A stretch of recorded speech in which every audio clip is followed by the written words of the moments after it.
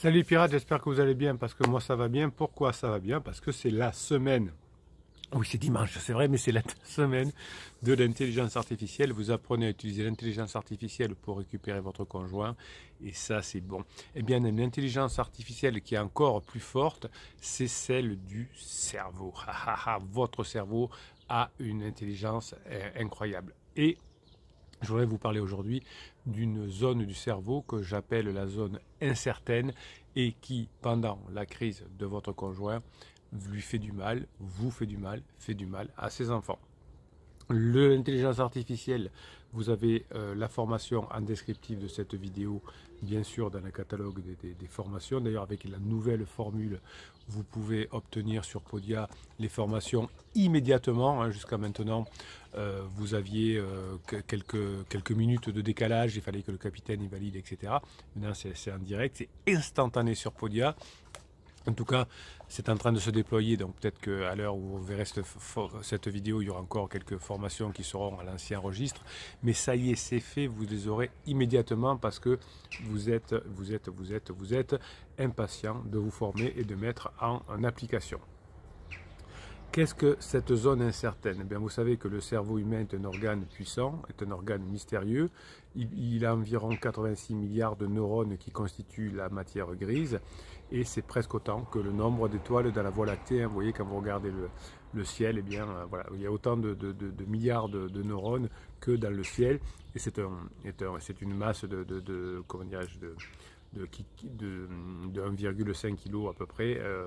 Et vous avez des synapses qui vont relier tous ces neurones qui sont estimés à environ un quadrillion, c'est-à-dire un 1 suivi de 15 zéros. Donc vous voyez que quand ça commence à se déréguler dans le cerveau de votre conjoint, il va falloir que vous soyez particulièrement performant pour pouvoir récupérer la situation. Donc évidemment, nous en neurosciences, on sait que les connexions existent, mais on ne sait toujours pas comment, où sont produites, stockées et traitées toutes les informations qui arrivent et qui repartent de notre cerveau par le domaine des synapses. Et un des exemples de cette énigme, notamment pas dans une crise existentielle, c'est la mémoire de la zone dite incertaine, cette zone qui fait si mal quand votre conjoint est en crise existentielle. Donc c'est une région dont on ne peut rien dire avec certitude de cette zone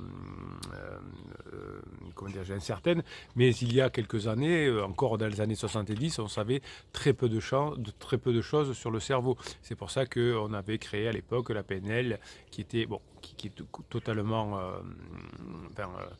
injuste par rapport au fonctionnement du cerveau. Il n'y a pas un cerveau limbique, émotionnel, cortex, non, ça n'existe pas. C'est pas un sujet, le cerveau il n'est pas superposé. Mais à l'époque, on ne savait pas, donc on a imaginé que ça se passait comme ça. Et d'ailleurs, je crois qu'il y a encore des coachs aujourd'hui qui fonctionnent avec la PNL, donc ça met du temps, effectivement, à arriver jusqu'aux oreilles, même des coachs. Donc, les études les plus récentes en neurosciences nous montrent de nouveaux indices sur la région que j'appelle la région incertaine, qui est liée beaucoup à la mémoire, et la mémoire est défaillante quand une personne est en crise. Cette zone incertaine, qui joue un rôle important dans cette mémoire, va perturber votre conjoint pendant sa crise. Il va se rappeler que des choses presque insignifiantes, mais qui vont devenir incroyables. Le jour de ton mariage, tu m'as pas fait ça. Il y a 3 ans, tu m'as dit ça. Je raconte souvent cette anecdote parce que je l'aime bien. Un client qui me disait que sa conjointe lui avait reproché qu'un jour il était sur le canapé, il travaillait sur son ordinateur, il regardait la télé, je suppose, c'était il y a quelques années déjà. Et il y a reproché qu'il y avait eu le mot, dans un mail, elle avait cru voir en se penchant un petit peu qu'il avait marqué le mot caresse. Elle était incapable de dire quand, pourquoi. Alors lui, il a longtemps cherché. Et comme c'était quelqu'un qui travaillait dans le monde du cheval, voilà, j'ai supputé, je lui ai dit, quand on a fait le coaching, il disait, mais c'est peut-être parce que vous avez dit, fais une caresse à ton cheval, c'était un client ou autre. Il me dit, mais j'avais pas pensé, mais je pense que c'était ça. Et la conjointe, au moment de sa crise, lui a reproché d'avoir vu le mot caresse, certainement insinuant qu'il avait voulu caresser une autre femme ou je ne sais qui.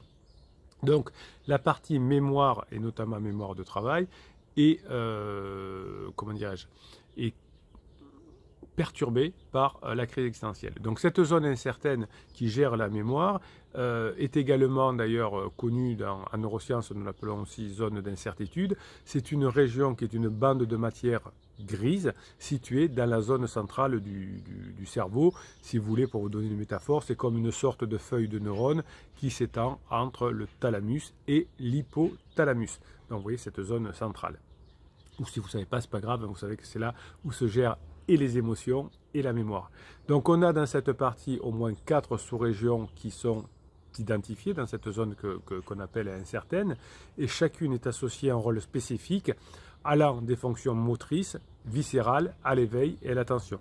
C'est pour ça que votre conjoint a souvent, pendant sa crise existentielle, des problèmes de viscères au niveau du ventre, des problèmes moteurs, on est toujours fatigué, on a envie de dormir, ça c'est l'éveil, et on a des troubles de l'attention qui sont souvent d'ailleurs reprochés au niveau professionnel. Donc cette zone incertaine qui fait tant de mal pendant la crise existentielle est associée à des fonctions du sommeil, de la régulation de la douleur, de l'apprentissage. C'est pour ça que votre conjoint finit épuisé parce qu'il dort très mal, qu'il régule très mal la douleur, il a mal partout et il n'apprend pas ou il n'apprend pas de ses bêtises, il se fait avoir une fois avec pansement mais il revient, il y a des rebonds. Donc cette zone incertaine qui est totalement perturbée pendant la crise existentielle, est lié au sommeil, perturbe le sommeil, perturbe la douleur, et donc on a mal partout, et empêche d'apprendre.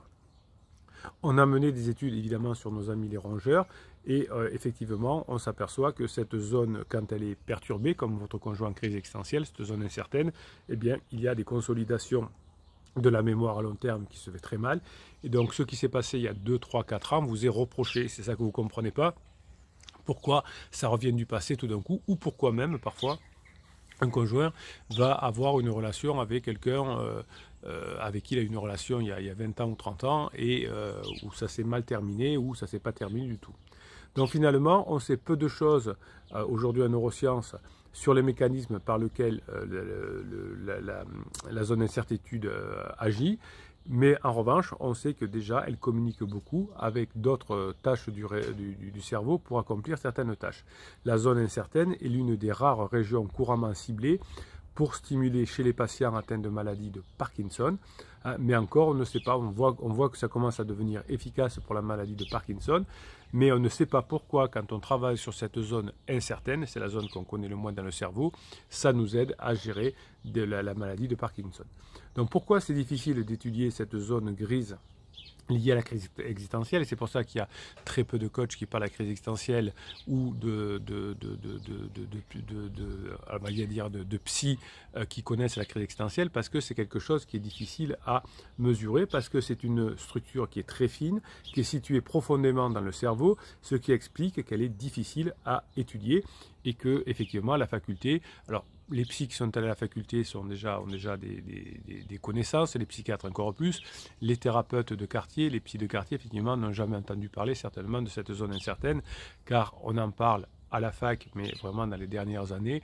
Donc si je suis un psy, on va dire, généraliste, c'est normal que je n'ai pas entendu parler, sauf si je me suis formé après, ou que je suis curieux, que je regarde la chaîne du Capitaine, par exemple, et c'est pour ça qu'on a autant de mal à évaluer la crise existentielle, et quand votre conjoint va voir un psy de quartier qui lui dit « mon conjoint m'a fait ça et ça et ça », eh bien dans les neurones du psy de quartier, on va dire « ah ben oui, ça doit être qu'il est un pervers narcissique et que vous êtes un HPI, c'est-à-dire un haut potentiel, c'est la mode là-dedans ». La zone incertaine mériterait d'être plus connue chez les professionnels de la psychologie. Donc pourquoi on l'étudie difficilement à la fac? C'est parce que c'est quelque chose qui est très fin et qui est situé dans une zone très peu accessible du cerveau. Quand c'est quelque chose du cortex, c'est facile parce que c'est à la surface, on peut mettre des électrodes, là on ne peut pas. Donc de plus, la composition chimique et cellulaire de cette membrane est plutôt complexe, donc on ne peut pas l'étudier comme on veut. On a plein de subdivisions de cette membrane, on va dire. Et ces subdivisions ont chacune des fonctions différentes et implique l'action de 20 neurotransmetteurs comme la dopamine par exemple différents, ce qui rend difficile à analyser dans son ensemble. Vous voyez quand la PNL parlait qu'il y avait 3 parties du cerveau qui étaient l'une sur l'autre empilées comme des millefeuilles, on était bien loin de la réalité. Dans cette petite zone très fine au milieu du cerveau entre l'hypothalamus et le thalamus, eh bien on a des fonctions différentes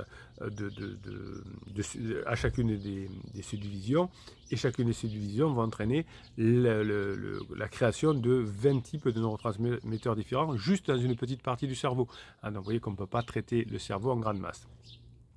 Donc sa connexion avec d'autres parties du cerveau qui gèrent la mémoire est extrêmement complexe, et lors d'une crise existentielle, tout se dérégule, votre conjoint est en top, votre conjoint est en up, votre conjoint est en down, ça monte, ça descend, et il ne sait plus où l'année. Cette zone incertaine du cerveau communique avec presque tous les autres centres du cerveau neuronal, notamment le cortex préfrontal, et c'est pour ça que le cortex préfrontal est totalement décalé, hein, la réflexion est totalement décalée, vous dites souvent, avec vos mots, vous, on dirait un ado, parce que tout simplement, hein, la zone incertaine ne fait pas son rôle de lien entre le cortex, la moelle épinière, et il va y avoir effectivement des rôles tout à fait divergents.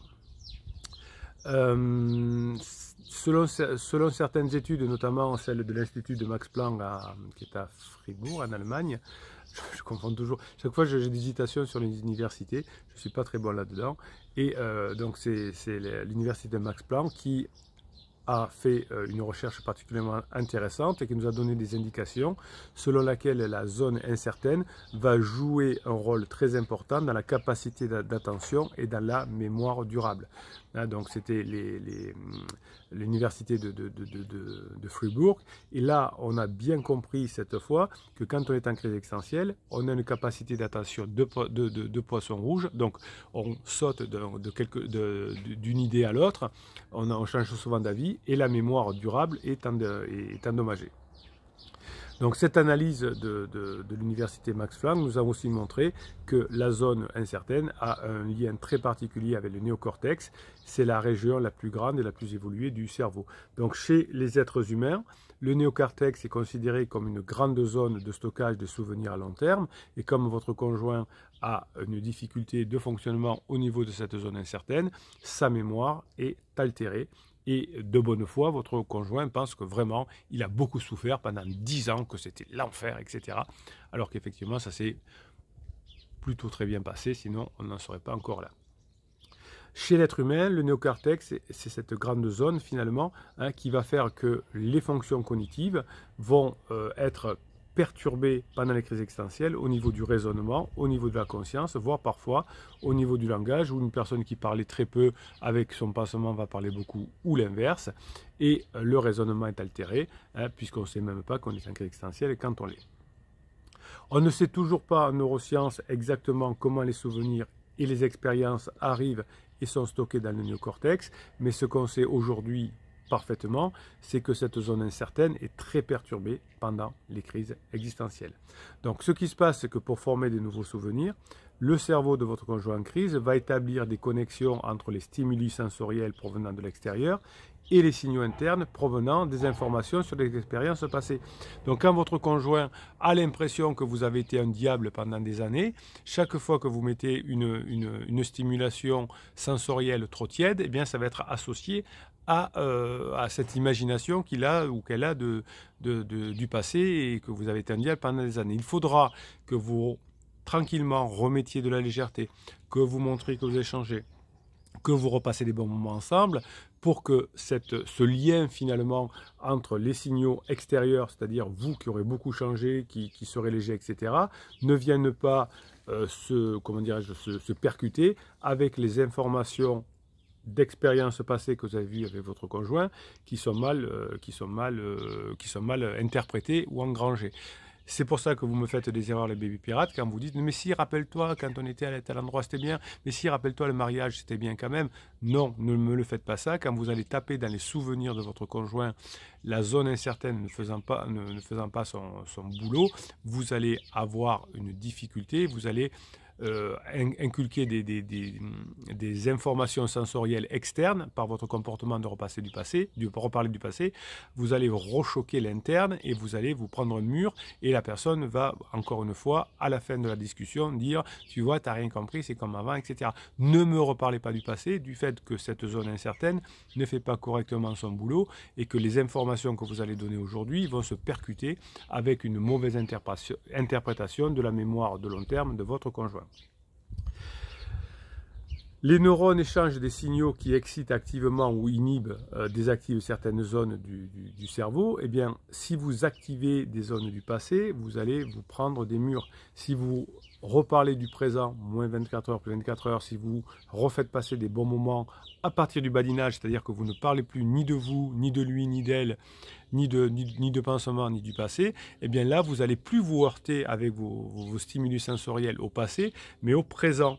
Et là, la zone comment dirais-je, incertaine, ne va pas perturber votre relation avec votre conjoint. Donc si vous parlez du passé, si vous remettez de la colère chez votre conjoint, si vous remettez de la tristesse ou du dégoût ou de la peur, vous allez vous éloigner. Et ça, c'est très important à comprendre. Les nouvelles études en neurosciences nous montrent qu'aujourd'hui, on se concentre beaucoup sur les signaux inhibiteurs qui viennent de la zone incertaine. Donc, vous allez bien vous rendre compte que ces signaux qui vont inhiber le down de votre conjoint fonctionnent très mal. Et c'est pour ça que de temps en temps, quand la zone incertaine fonctionne mal, la zone d'inhibition fonctionne mal et donc votre conjoint entre en down. Donc, c'est là où il ne faut pas être dans la zone, dans les parages de votre conjoint, parce que vous allez être la cible de cet énervement de votre conjoint ou de cette tristesse. Donc la zone incertaine de votre conjoint est défaillante et pourtant c'est elle qui joue le rôle essentiel dans l'apprentissage, dans la mémoire, et c'est pas en excitant de nouveaux neurones quand votre conjoint est en down que vous allez améliorer la situation, mais c'est en inhibant certains neurones et donc en ne restant pas dans le lieu. En revanche, quand votre conjoint est en top, c'est-à-dire que cette zone incertaine fait son taf, là vous pourrez utiliser les neurones excitateurs pour créer à nouveau de nouveaux liens. Si je prends une métaphore, vous êtes dans un match de football, vous êtes mené 3-0 parce que vous avez fait plein d'erreurs, vous étiez un bébé pirate, vous n'aviez pas fait encore les formations, vous n'avez pas mis en application. Ok, ça arrive. Aujourd'hui, vous êtes un pirate confirmé, vous vous formez et vous mettez en application les formations, donc ça se passe mieux. Eh bien, quand vous êtes mené 3-0 parce que vous avez été un bébé pirate, maintenant il va falloir marquer des buts. Mais vous ne pouvez pas marquer des buts à tout moment. Quand votre conjoint est en down, vous ne pouvez pas marquer de buts, donc vous essayez de ne pas en prendre. Mais dès que votre conjoint est en top, il faut marquer des buts. Parce que quand votre conjoint est en top, la zone incertaine fonctionne correctement et là, vous allez pouvoir utiliser les neurones excitateurs de votre conjoint pour marquer des buts. Les neurosciences vous aident à comprendre comment fonctionnent les crises, vous montrent que c'est quelque chose d'assez biologique, que si vous n'avez pas peur, que si vous savez faire, que si vous vous formez, mais surtout si vous savez mettre en application ce que vous allez apprendre dans les formations, eh bien vous pourrez passer cette crise existentielle. La zone incertaine ensuite va retrouver son fonctionnement, le néocortex aussi. Il y aura beaucoup moins de up et de down. Dans la phase de plateau, il y en a beaucoup.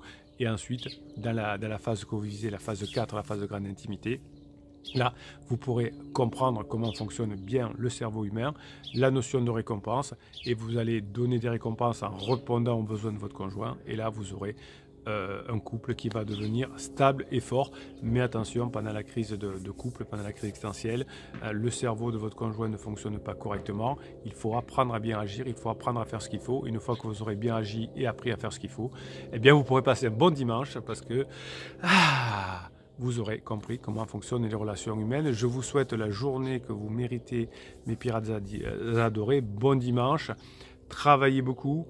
Apprenez les relations humaines, apprenez les neurosciences, soyez vigilants au down de votre conjoint. Si votre conjoint est en down, vous savez que vous ne pourrez pas faire de lien avec votre conjoint et vous allez vous éloigner en raison de ce mauvais fonctionnement de la zone incertaine. Passez la journée que vous méritez, mes pirates adorés.